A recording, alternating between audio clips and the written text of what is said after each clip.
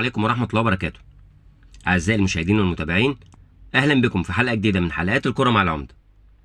فوز النادي المصري على فيوتشر في نصف نهائي كأس الرابطة مش مجرد فوز خلى المصري يقترب من تحقيق بطولة والسلام، دي ملحمة وطنية في استاد برج العرب، درس حقيقي في الحب والانتماء، حاجة تخليك تفتخر إنك من بورسعيد.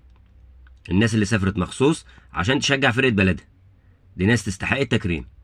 الناس دي كانت ممكن تقعد في بيوتها معززة مكرمة وتتفرج على الماتش في التلفزيون، لكنهم عارفين قد ايه فرقة بلدهم محتاجاهم في الماتش الصعب ده، عشان كده ما ترددوش في دعمها ومؤازرتها بغض النظر عن مشقة السفر والتعب والإرهاق. الناس دي ربنا جبر بخاطرها عشان مظلومين. الناس دي تاج على راس الرياضة المصرية المتحيزة دايما للأهلي والزمالك. ألف مبروك للنادي المصري وجماهيره العظيمة على التأهل لنهائي كأس الرابطة. ألف مبروك لكل بورسعيدي حريص على تشجيع فرقة بلده. أعزائي المشاهدين والمتابعين، إلى اللقاء في حلقة جديدة من حلقات الكرة مع العمدة. ما تنسوش تعملوا لايك للفيديو، اشتراك في القناة.